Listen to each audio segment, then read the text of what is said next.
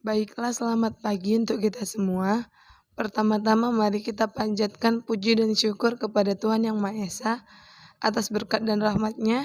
Kita masih dapat berdiri dan menikmati udara segar di pagi yang indah ini. Perkenalkan, nama saya Putri Sionsyite dengan nomor NIM 2105134557 dari kelas PGSD 2021A Fakultas Keguruan dan Ilmu Pendidikan Universitas Riau. Sebelumnya saya mohon maaf apabila suara saya terdengar tidak jelas. Hal ini dikarenakan saya sedang mengalami gangguan pada pita suara saya. Tujuan pembuatan video ini adalah untuk memenuhi tugas ujian akhir semester saya, mata kuliah literasi digital dengan dosen pengampu Ibu Intan Kartika Sari, SPD MPD. Apa itu literasi digital? Literasi digital adalah kemampuan ataupun kemahiran yang kita miliki dalam menggunakan teknologi komunikasi dan informasi. Seperti untuk pelajar, teknologi komunikasi dan informasi sangat digunakan untuk mendukung proses pembelajaran di era digital sekarang, terutama di era pandemi COVID-19. Beberapa keterampilan digital yang perlu kita pelajari seperti mencari informasi, mengevaluasi informasi, dan banyak lagi kemampuan digital yang perlu kita pelajari di era digital sekarang. Apakah literasi digital itu penting? Jawabannya adalah iya. Literasi digital itu sangat penting di era digital sekarang karena literasi digital memampukan serta membantu kita untuk lebih berpikir kreatif, kritis, dan inovatif. Serta melalui literasi digital, kita dapat berkomunikasi dengan orang dengan sangat lancar. Dan literasi digital memampukan kita untuk berkolaborasi dengan orang-orang yang jauh dari kita. Terlebih, karena teknologi sudah maju di era sekarang, kemampuan literasi digital sama pentingnya dengan membaca, menulis, berhitung, dan kemampuan dasar lainnya. Di era pandemi COVID sekarang, kemampuan literasi digital sangat dibutuhkan. Dalam kehidupan sehari-hari, literasi digital sangat kita perlukan baik dalam kegiatan ekonomi maupun dalam kegiatan pendidikan. Segala aktivitas pendidikan di era pandemi COVID sekarang kita lakukan secara daring menggunakan bantuan literasi digital. Karena teknologi literasi digital ini memberikan kemudahan yang dapat kita manfaatkan dalam pembelajaran jarak jauh. Beberapa manfaat yang kita dapatkan selama pembelajaran daring menggunakan literasi digital yaitu yang pertama adalah memberikan wawasan serta memotivasi peserta didik untuk mencari referensi secara mandiri. Yang kedua adalah memberikan suasana pembelajaran yang interaktif. Yang ketiga yaitu meningkatkan budaya baca yang positif dan dapat diakses di mana saja. Yang keempat adalah mengefisiensikan waktu dan biaya, karena kita dapat memanfaatkan free e-book dari situs-situs resmi yang telah disediakan. Dan yang terakhir adalah membantu kelancaran pembelajaran selama era pembelajaran dari rumah. Ada banyak aplikasi literasi digital yang dapat kita manfaatkan untuk memperlancar proses pembelajaran daring kita, seperti Google Drive, Google Form, Google Docs, Google Sheet, dan Google Slide. Aplikasi-aplikasi yang telah saya sebutkan tadi sebenarnya kegunaannya sama dengan aplikasi mikroskop yang ada di komputer kita. Tetapi aplikasi ini memiliki kelebihan, yaitu aplikasi-aplikasi ini memampukan kita untuk berkolaborasi dengan teman kita dari jarak jauh secara online langsung. Baiklah, selanjutnya saya akan menjelaskan serta memberikan tutorial ataupun langkah-langkah dalam menggunakan Google Drive, Google Docs, Google Slide, serta Google Sheet yang sangat membantu kita di era pandemi sekarang. Baiklah teman-teman, di sini saya akan memberikan tutorial ataupun langkah-langkah bagaimana cara kita menggunakan ataupun membuat Google Drive, Google Form, Google Docs, Google Sheet, serta Google Slide. Baiklah teman-teman, yang pertama kita harus memastikan bahwa perangkat kita memiliki jaringan internet. Setelah itu, cara membuat akun Google Drive kita adalah dengan cara membuka aplikasi seperti Google Chrome, Firefox, ataupun aplikasi yang teman-teman miliki sekalian. Di sini saya menggunakan aplikasi Google Chrome.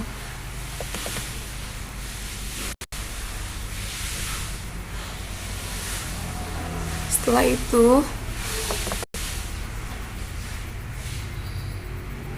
kita cari di tombol pencarian, yaitu setelah itu kita cari di tempat pencariannya Google Drive.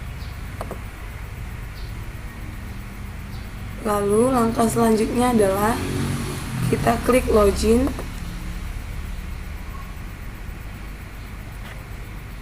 Di sini karena saya sudah mempunyai akun Gmail, jadi otomatis apabila saya mengklik login akan langsung masuk ke tampilan Google Drive saya. Jika teman-teman belum pernah mendaftar sebelumnya, langkah-langkahnya adalah nanti teman-teman cukup memasukkan email ataupun nomor telepon yang teman-teman masih gunakan ataupun masih aktif. Selanjutnya nanti teman-teman klik next. Setelah itu otomatis teman-teman akan mempunyai akun Google Drive teman-teman sendiri. Baiklah teman-teman, saya akan memberikan tutorial ataupun langkah-langkah dalam menggunakan Google Form. Pertama adalah untuk membuatnya, kita masuk ke akun Google Drive kita, lalu pada bagian new ataupun simbol tambah, kita klik, lalu kita pilih Google Form, di mana nanti akan tersedia ada blank form, blank quiz, ataupun from a template, di mana pada bagian from a template ini kita dapat menggunakan ataupun kita hanya tinggal menuliskan kuis yang akan kita buat karena template-nya sudah disediakan oleh Google Form. Di sini saya akan memberikan tutorial bagaimana cara kita menggunakan ataupun membuat Google Form dengan menggunakan blank form. Caranya kita klik blank form. Setelah itu pada bagian untitled form ini adalah bagian dimana kita menuliskan judul dari kuis kita.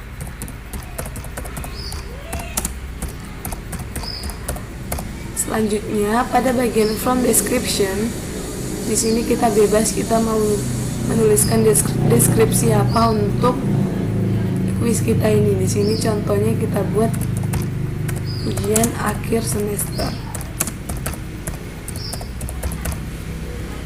Selanjutnya pada bagian untitled question adalah tempat dimana kita untuk menuliskan pertanyaan yang akan kita buat. Pada bagian ini kita meminta peserta untuk menulis nama. Setelah itu pada bagian jawabannya, di sini kita disediakan banyak tipe jawaban. Ada short answer, ada paragraph, ada multiple choice, ada checkbox, ada drop down, ada file upload, linear scale, multiple choice grid, checkbox. Di bagian nama ini kita cukup memilih short answer. Setelah itu, agar peserta tidak melewatkan ataupun tidak mengisi salah satu soalnya, di bagian ini kita bisa mengaktifkan fitur required-nya. Dimana bila kita mengaktifkan fitur required ini, artinya adalah peserta tidak dapat lanjut ke soal berikutnya jika tidak mengisi ataupun jika melewatkan salah satu pertanyaan. Setelah itu, di bagian ini, jika kita mengklik titik 3 di pojok kanan, kita dapat menambahkan deskripsi.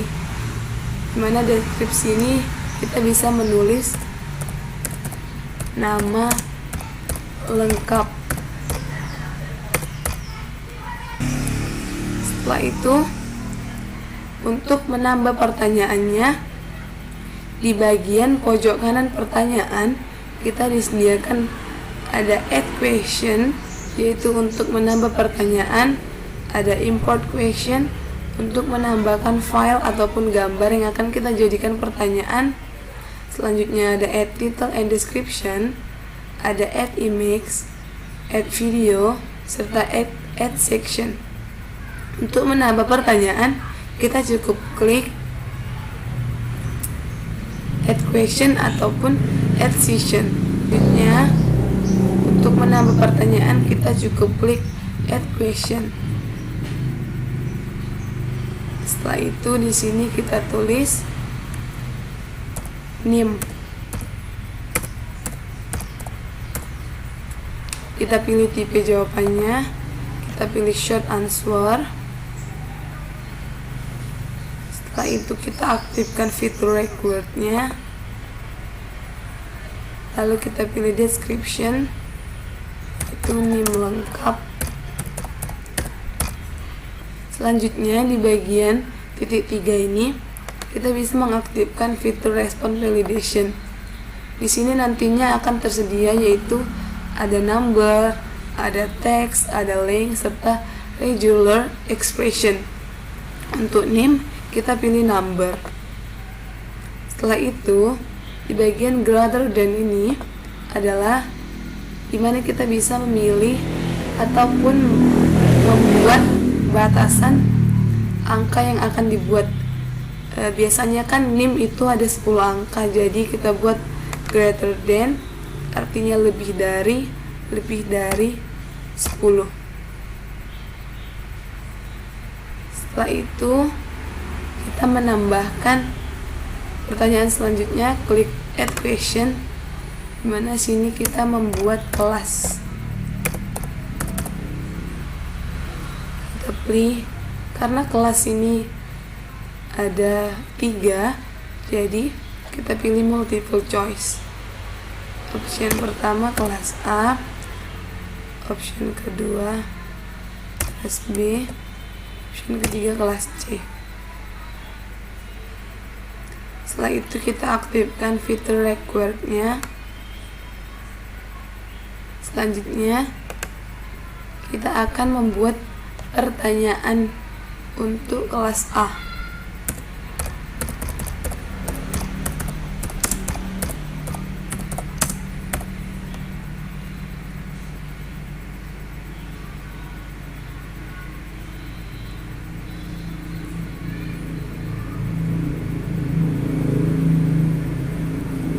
Selanjutnya kita akan membuat pertanyaan untuk kelas A. Di sini kita klik add section. Di sini kita tinggal mengklik pertanyaan kelas A. Lalu selanjutnya kita pilih add question. Di sini kita tinggal memasukkan pertanyaan yang ingin kita buat.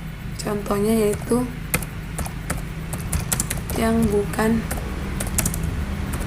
masalah umum pada komputer. Lalu di sini kita bebas memilih tipe jawaban yang ingin kita buat. Di sini saya pilih multiple choice.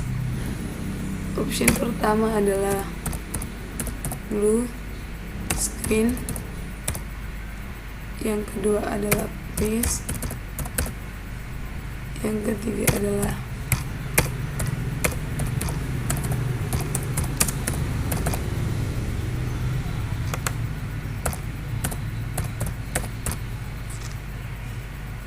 Setelah itu kita tinggal aktifkan record ini, lalu kita tambah pertanyaan lagi untuk pertanyaan kelas B.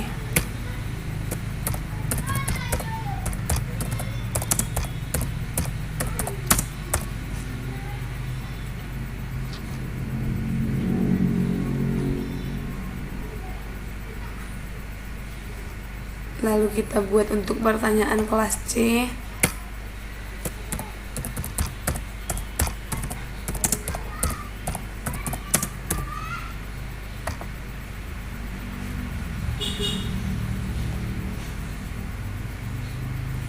Sini pertanyaan untuk kelas B kita buat, yaitu apa itu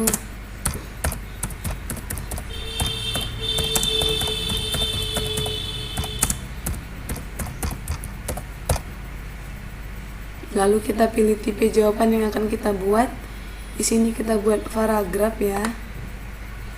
Lalu kita aktifkan recordnya. Setelah itu untuk pertanyaan kelas C kita buat aplikasi untuk membantu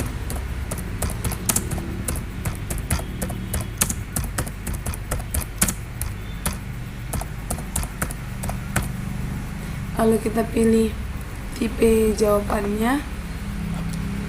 Sini kita pilih checkbox.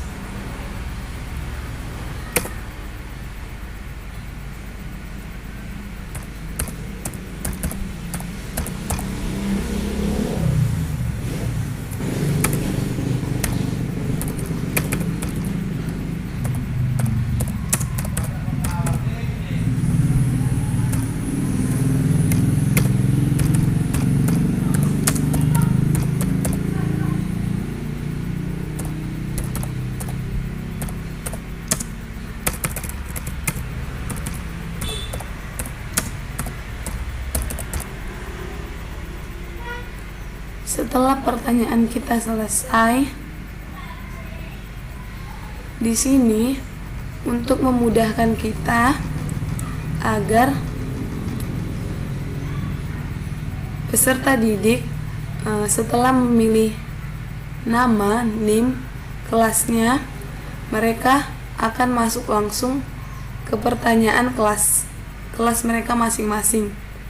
Caranya yaitu kita cukup mengklik titik 3 di sini. Di bagian kelas ini kita klik titik 3, lalu kita pilih go to section based on answer, dimana jika peserta didik nanti memilih kelas A, mereka akan langsung masuk ke pertanyaan kelas A. Begitu juga jika peserta didik kelas B memilih kelas B, mereka akan langsung masuk pertanyaan kelas B. Dan begitu juga dengan peserta didik kelas C akan masuk pertanyaan ke kelas C.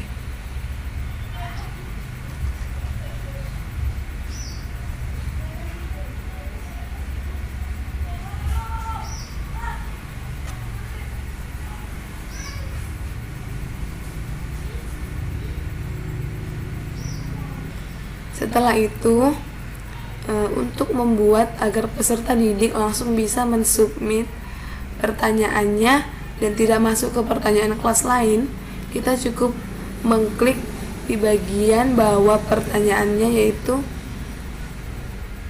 simbol segitiga menghadap ke bawah.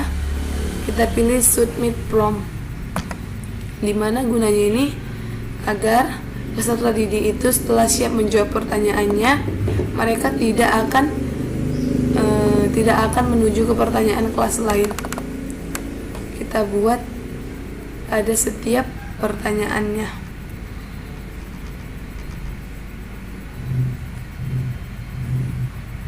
Untuk pertanyaan kelas C tidak disediakan karena pertanyaan kelas C itu adalah pertanyaan terakhir.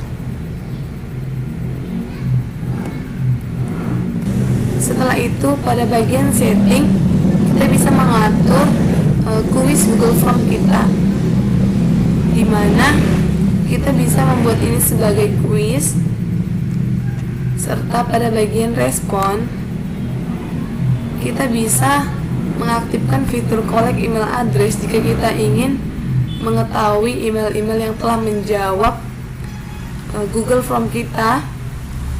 Serta di sini kita bisa mengaktifkan send response a copy of the response. Selanjutnya pada bagian register to usher in university kita bisa mengaktifkan fiturnya jika kita ingin yang menjawab Google Form kita ini hanyalah orang-orang yang memiliki email Universitas Riau. Tapi jika tidak, kita bisa menonaktifkannya. Lalu di bagian limit to one respon ini, dimana jika kita ingin setiap orang itu hanya menjawab kuis kita ini satu kali. Selanjutnya di bagian presentation, di sini kita bisa mengaktifkan fitur show progress bar, shuffle question order, serta show link to submit another response atau view result summary dan lain-lain. Setelah kita selesai mengatur settingan ataupun peraturan Google Form kita, adalah kita di sini menuliskan judul untuk Google Form kita. Sini saya tulis judulnya literasi digital. Setelah selesai, jika kita ingin mengetahui tampilan Google Form kita jika dijawab orang lain, caranya kita cukup mengklik simbol mata atau preview ini. Nah, di sini adalah tampilan dari Google Form kita tadi. Di sini kita coba menjawab.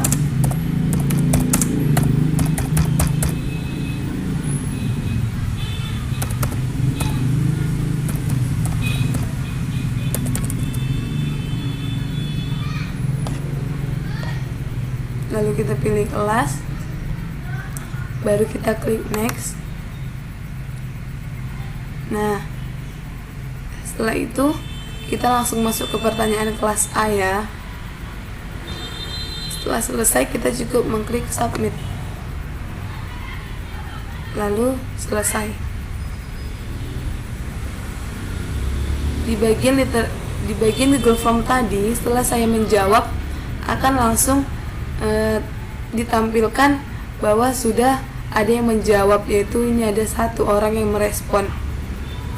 Selanjutnya untuk menyimpannya, kita tinggal mengklik simbol dari Google Form tersebut. Maka otomatis Google Form kita tadi akan tersimpan. Cara kita melihatnya, kita lihat di Google Drive kita.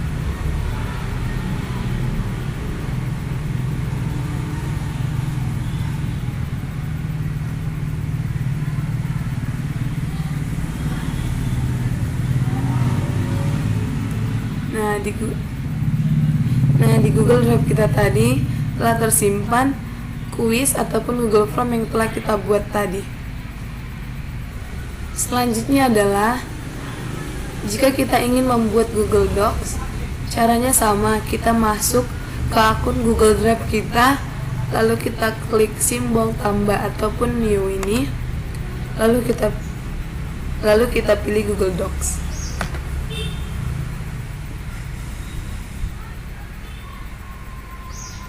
Google Docs ini kegunaannya sama seperti Microsoft Word, namun di Google Docs ini kita bisa berkolaborasi dengan teman kita secara bersama-sama dengan menggunakan Google Docs ini.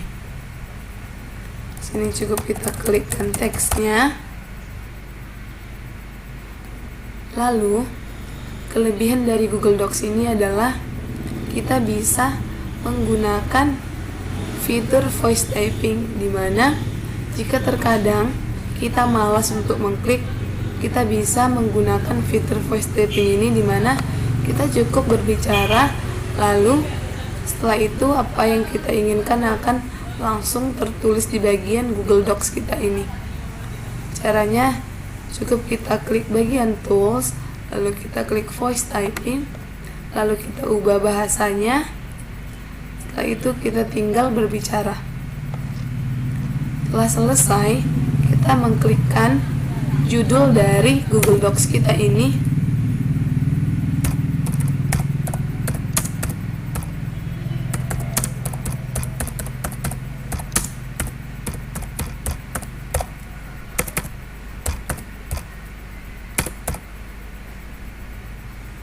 Setelah itu, pada Google Docs ini kita bisa mengetahui siapa-siapa saja ataupun kapan teman kita itu melakukan pengeditan ataupun menambahkan file yang mereka buat dengan cara mengklik Open Version History. Nanti akan tersedia ataupun akan ditampilkan teman kita yang menambahkan ataupun kapan teman kita itu menambahkannya di bagian person history ini. Setelah itu, cara menyimpannya sama, cukup kita klik simbol dari Google Docs tersebut. Maka otomatis Google Docs yang telah kita buat tadi akan tersimpan di Google Drive kita. Selanjutnya adalah bagaimana cara kita membuat Google Sheet. Caranya yaitu sama, kita masuk ke Google Drive kita, lalu kita klik simbol new, lalu kita pilih Google Sheet. Setelah kita masuk ke halaman utama Google Sheet, kita tinggal membuat ataupun menuliskan file-file ataupun tulisan-tulisan yang ingin kita buat, di mana pada fitur file ini kita bisa menambahkan ataupun mengimport file yang telah kita buat sebelumnya pada perangkat kita.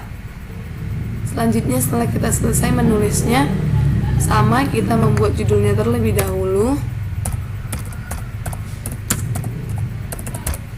lalu kita tinggal mengklik simbol dari Google Sheet ini, maka Google Sheet-nya akan langsung tersimpan ke Google Drive kita. Selanjutnya adalah bagaimana cara kita membuat Google Slide. Sama, caranya kita masuk ke akun Google Drive kita, lalu kita klik New, lalu kita pilih Google Slide.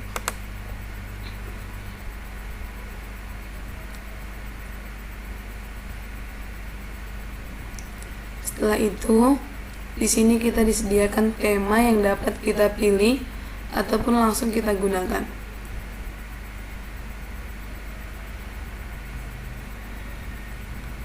Lalu sama, kegunaan Google Slide ini sama seperti kegunaan Microsoft PowerPoint. Cukup kita klikkan apa yang ingin kita buat. Dan kelebihan dari Google Slide ini dimana kita bisa langsung melakukan presentasi secara langsung saat kita mengadakan pertemuan melalui Zoom. Caranya kita tinggal mengklik present to a meeting. Setelah selesai, kita dapat juga melihat siapa-siapa saja teman kita yang telah melakukan pengeditan dan kapan waktunya dengan cara mengklik Open Version History tersebut. Setelah itu, cara menyimpannya cukup kita klikkan judulnya, lalu tinggal kita simpan dengan mengklik simbol dari Google Slide tersebut. Maka otomatis Google Slide-nya akan tersimpan secara otomatis di Google Drive kita. Kesimpulannya adalah mempelajari literasi digital adalah hal yang sangat berguna, karena literasi digital sangat kita butuhkan di era pandemi sekarang, dan literasi digital sangat kita perlukan di era digital sekarang, sama halnya seperti membaca, menulis, menghitung, dan ilmu lainnya. Serta aplikasi-aplikasi digital seperti Google Drive, Google Docs, Google Form, Google Sheet, dan Google Slide adalah aplikasi yang sangat berguna untuk kita pelajari, karena aplikasi ini memberikan manfaat serta kemudahan yang sangat berguna untuk keperluan kegiatan pembelajaran kita secara jarak jauh. Cukup sekian dari video saya, lebih dan kurangnya saya mohon dimaafkan. Jika ada kata-kata yang salah ataupun kalimat yang kurang dimengerti, saya mohon dimaafkan. Selamat pagi dan terima kasih.